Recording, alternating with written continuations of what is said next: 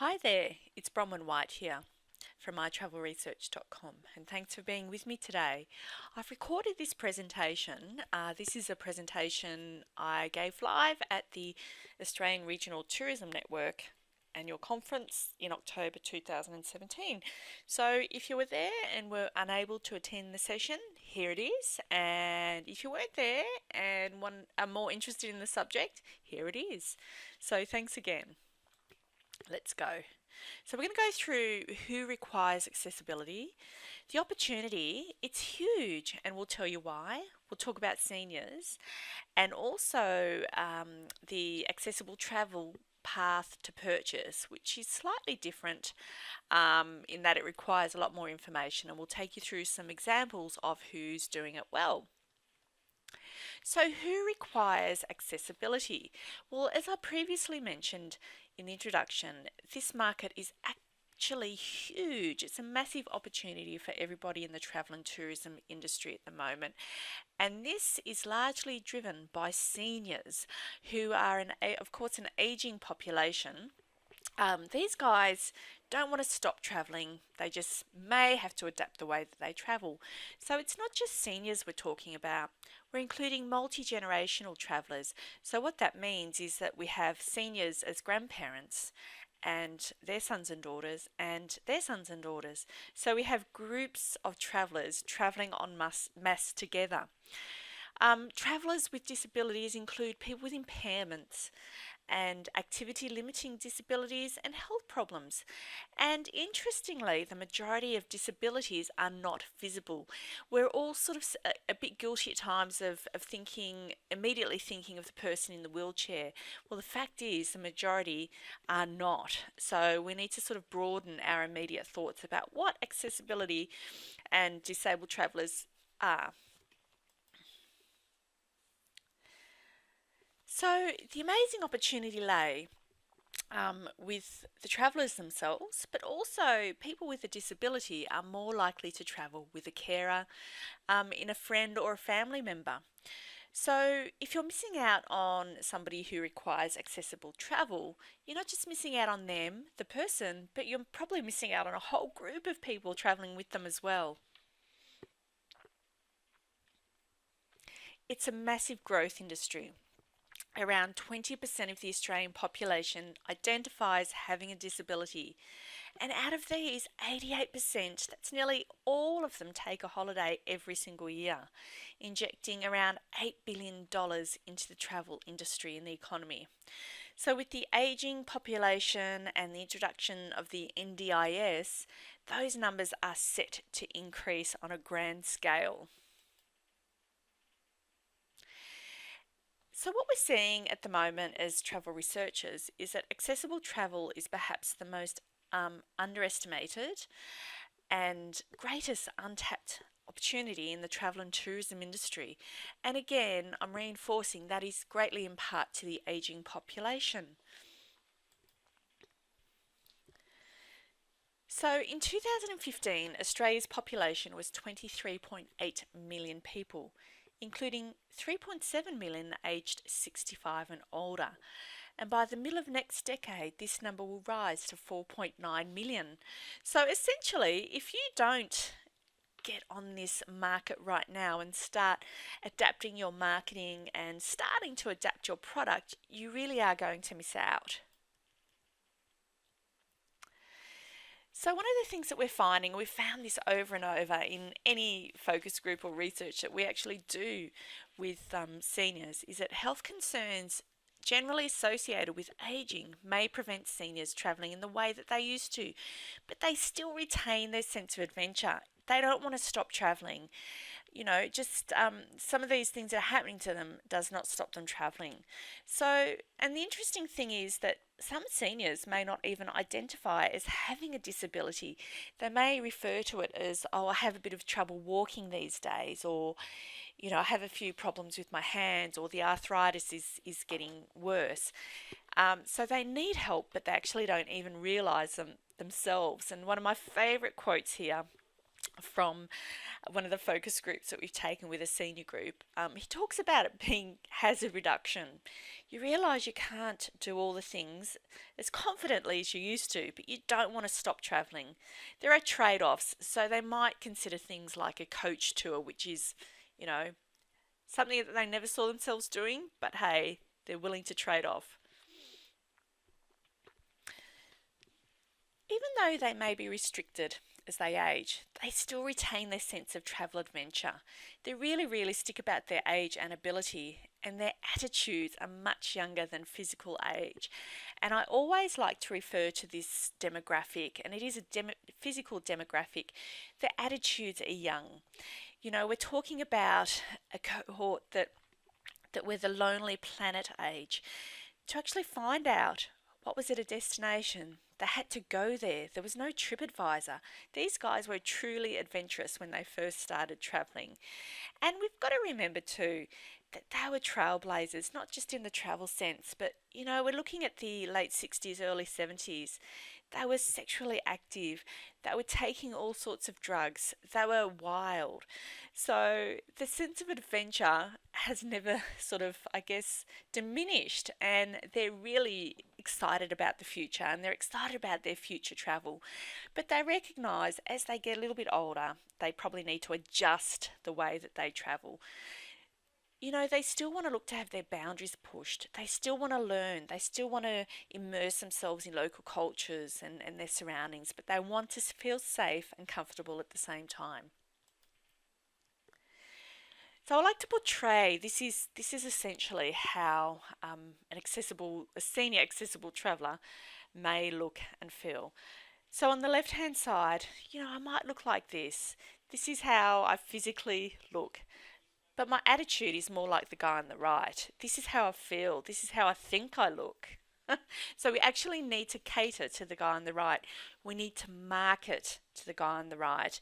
So make sure in a marketing sense that you're never actually putting images like the guy on the left because they don't identify with that sort of stuff. They're still identifying with the guy on the right. So there's a real subtlety that's required when it comes to marketing to this cohort. Content to cater to the seniors and broader accessible travel market, needs to be a lot more comprehensive. These guys have a lot more information needs and requirements when it comes to researching travel.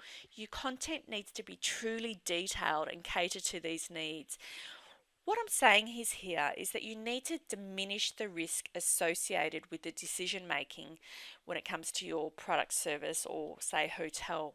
They want to make sure that they're making the right decision. They want to make sure they're making a safe decision.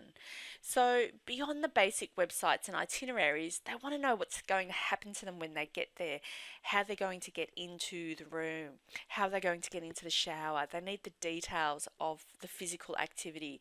How much are they going to be able to do? We found a really good example over in the UK, actually, the New Forest. They have a really comprehensive section on their website catering to the accessible New Forest.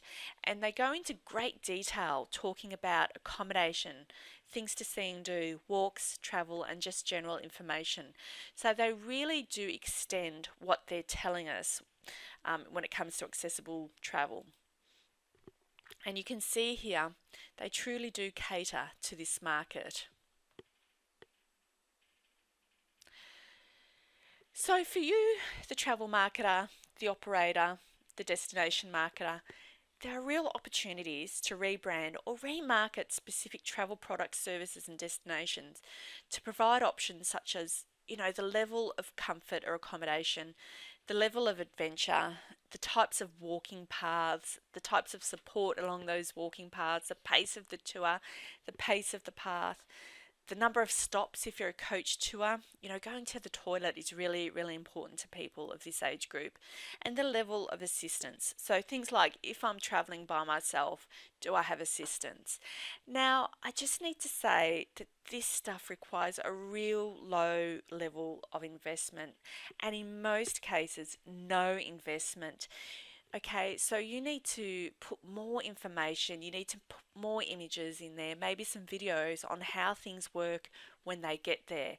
And this will really assist them along the traveller path to purchase and probably help them make a decision to book your product.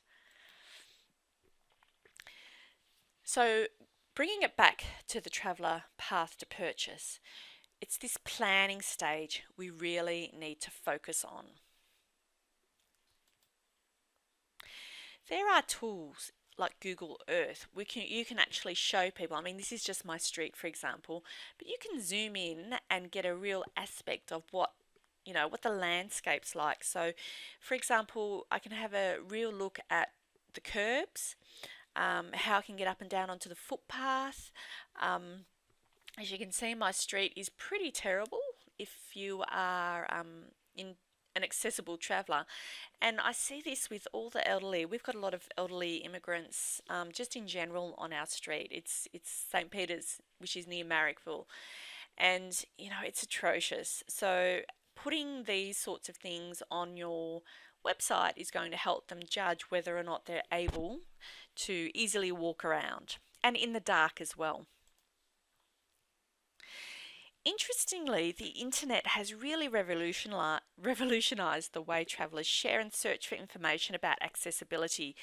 So, what we're finding is that this market are really great early adopters of any new technology that's going to help them with information around getting around. So, they do a huge amount of research online before they actually make the decision to book and before they go. They share reviews and they use apps all the time whilst on the move. Now, what I've got here is a couple of really fantastic examples of where people are doing it really well. So I found this one. It's a curated cognitive experience for the Alzheimer's patient, and I think this was at one of the Smithsonian Institute, and so they've got these little classes here for people with Alzheimer's. Here they are again, the Smithsonian Institute for Kids with Cognitive and Processing Disabilities. I mean, this sort of stuff is really amazing. Destination Gold Coast. So here we have a trial at Burleigh Heads. It's beach matting and beach wheelchairs. So the equipment is available at certain times over the peak busy summer period, and you can access the beach.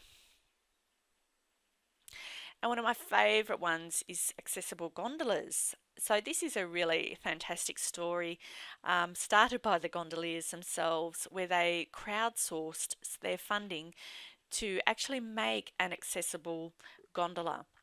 So they were really moved by the fact that there were so many people, particularly in wheelchairs, and who had problems sort of getting from the pontoon onto the boat, not being able to experience a gondola. So they decided to get some engineers to build an accessible wharf and an accessible gondola, and they basically crowdfunded this initiative, and so now there is a wonderful gondola experience available for the accessible traveller. So you can go on a gondola in a wheelchair and you can easily get on and off the gondola. Now we need to ask ourselves, are we catering well? Are we catering to the accessible audience, the accessible traveller? Me personally, I would say no. And I have whizzed around to a few websites, a few hotels, hotels both big and small, including hotel chains. And, I found this one here. I went into the accessible page, and this is a very big hotel chain. And this is the accessible room page. So I'm trying to target somebody with special needs who needs an accessible room. Now, what does this say to you?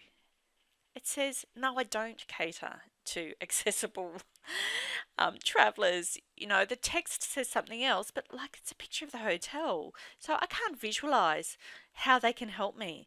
They're saying in their words that we can meet your needs, we can make you feel comfortable, we have accessible rooms, but the photos just say something completely different. The photos say, I don't care. I'm saying the talk, but really I don't care. So this is an instant turn off to anybody with accessible or special needs. And I'd like to end standing on the shoulder of a giant in this industry, Bill Forrester, telling us that accessible tourism is no longer about building ramps and accessible bathrooms. It's about building products and services for a large and rapidly growing market. So it's no longer a niche market, but rather a big segment that is approaching 25% of the total tourism spend. You need to take it very, very seriously if you want to capture this wonderful, loyal and lucrative market, and they are repeat visitors. If you cater well to them, they're going to come back and they're going to tell all their friends and family. So that's it for now, and I hope you got something out of this. Thanks again.